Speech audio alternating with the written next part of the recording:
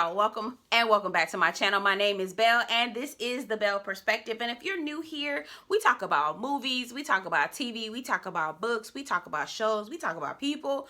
We do all kinds of things in the realms of talking about, okay, around here. So if you want to be a part of the growing channel, go ahead and hit that subscribe button for me down at the bottom. Today we're going to be talking about a little bit of foolishness that I've seen on the internet. Okay, starting with Usher. I am a huge Usher fan. I'm probably one of the biggest Usher fans, okay? From all of the albums, from My Way to 8701. I believe there's one other album in front of My Way. I think it's Usher Raymond. I can't remember how I'm supposed to call myself a fan. I don't even remember his very first debut album. Actually, let me look that up real quick. Ooh, child, even the Sesame Street song he sang was a hit. Girl, what is she talking about? Anyway, while I'm looking this up, let me just get to the point.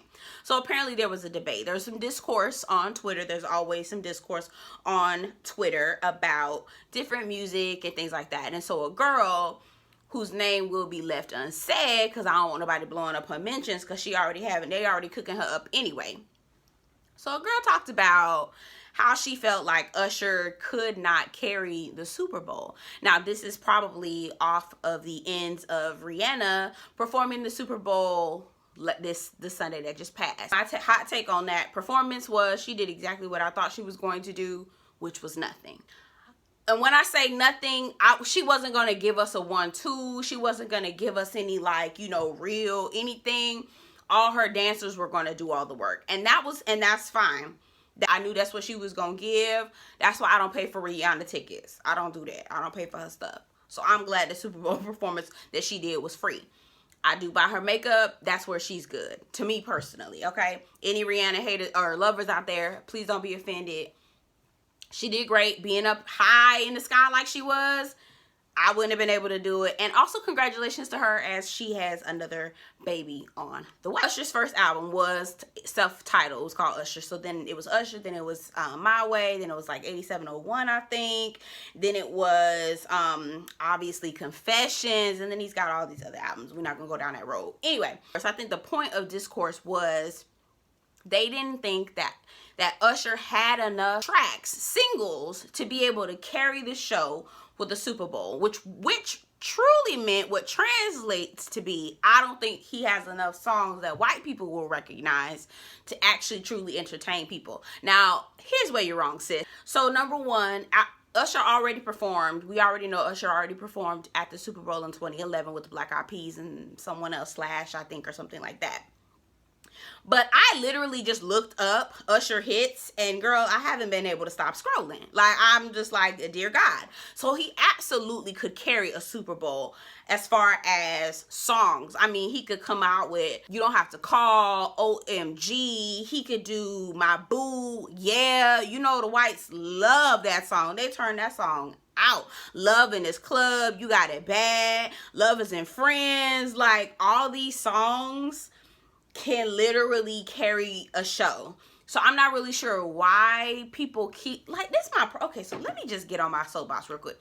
Why do people keep coming at Usher like this? Like, they constantly try him. I feel like Usher is the only entertainer now that actually can hang with Beyonce, that is giving you the entertainment. He's giving you the vocals. He's giving you the fun. Like, I'm trying to figure out how I can move some things around so I can go see him in concert in Las Vegas. Usher's residency in Las Vegas actually got renewed twice, right? Got renewed for a second time. And this is the first residency in Las Vegas that I heard other celebrities say, y'all need to go see. LeBron James went to go see him. He's certified by other celebrities. So I'm really not understanding where all this Usher hate is coming from. Like, sis, what? Usher's actually can hang, like, for real, right? Like, he's entertaining. He gives you moves, he gives you vocals, he gives you good songs. He is relevant still. It's not like he's just made a couple songs 10, 12, 13, 14 years ago and you've never heard from him again. He is completely relevant. So I'm really just not understanding why they constantly come for Usher like that. I really don't. Confessions, probably, I would say, hands down, is one of the best albums for me. I can pull Confessions out and just be play it continuously. There is not one song on Confessions that I skip. There is not one song on Confessions where I was like, man, I don't really gotta listen to that. Not one. Every song on Confessions album, I'm playing it. Not only am I playing it, I'm ad-lib. I know all the ad-libs. I know all the lyrics. I know all of the things. I know all of the transitions.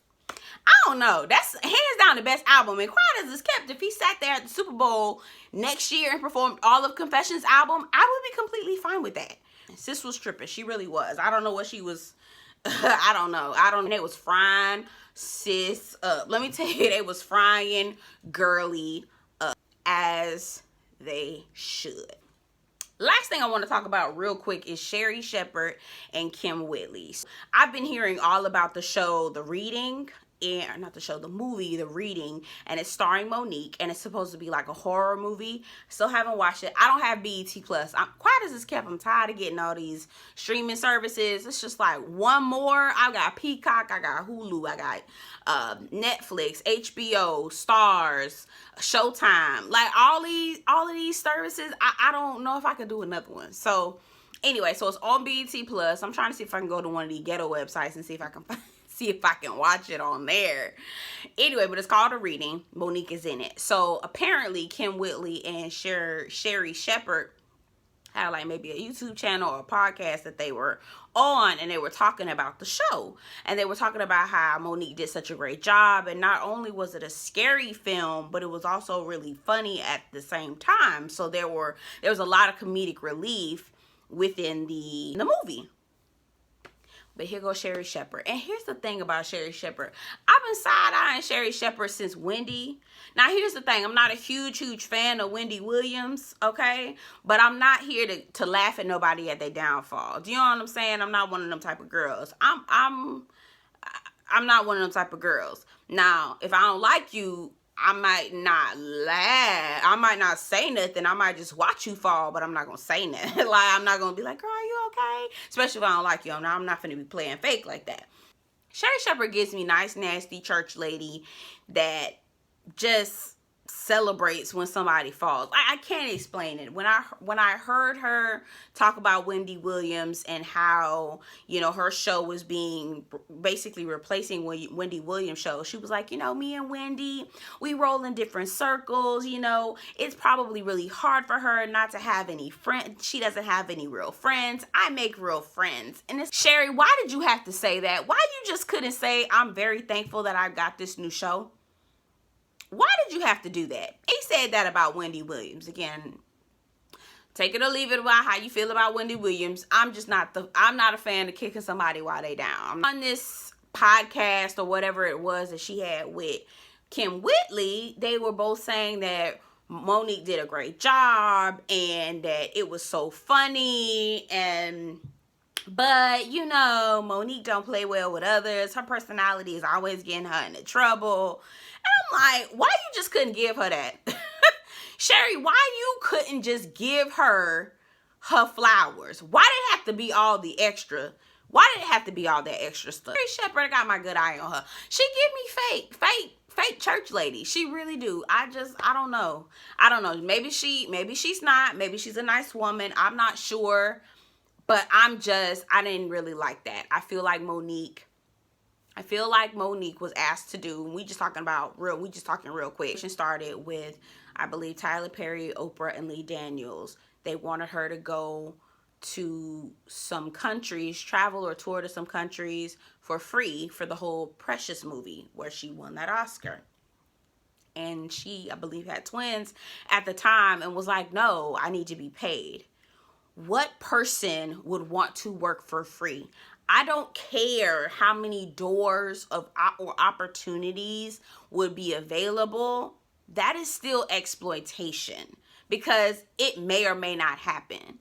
And so I don't understand why people are constantly saying you need to stand up for your worth, stand up for who you are, stand up, know your worth, XYZ. They're constantly saying these are the things that you need to do in order to be great at business. So when she's actually standing up for herself, she gets ridiculed for it, blackballed.